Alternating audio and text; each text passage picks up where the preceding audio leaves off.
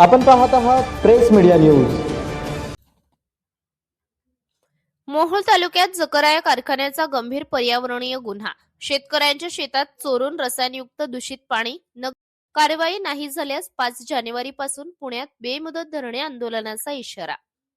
मोहोळ तालुक्यातील जकरा या कारखान्याने कोणतीही परवानगी नसताना रसायन मिश्रित तीव्र दुर्गंधीयुक्त दूषित पाणी थेट शेतकऱ्यांच्या शेतात सोडल्याचा गंभीर प्रकार उघडकीस आला असून संपूर्ण परिसरात एकच खळबळ उडाली आहे. कारखान्याच्या संरक्षण भिंती खालून चोरट्या पाईपलाईनद्वारे हे पाणी सोडण्यात आल्याचा आरोप करण्यात येत आहे.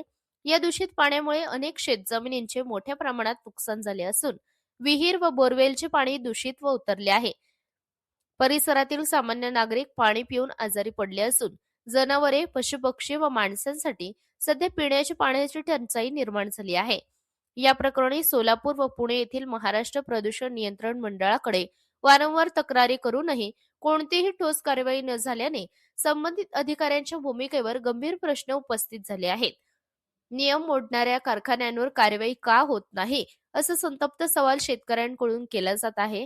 या संपूर्ण प्रकरणात भारतीय वन कायदा 1927, वन संरक्षण कायदा 1980, वन्यजीव संरक्षण कायदा 1972, पर्यावरण संरक्षण कायदा 1986, जैवविविधता कायदा 2002 यांचे सरळ उल्लंघन झाल्याचा आरोप करण्यात येत आहे.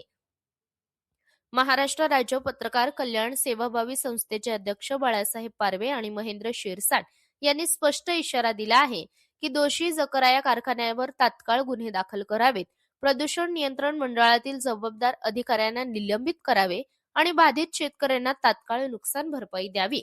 या मागण्या मान्य न झाल्यास दिनांक 5 जानेवारी 2026 पासून पुणे विभागीय आयुक्त कार्यालयासमोर बेमुदत धरणे आंदोलन करण्यात येणार आहे. या आंदोलनाला राज्यभरातून शेतकऱ्यांचा मोठा पाठिंबा मिळण्याची शक्यता वर्तवली जात आहे.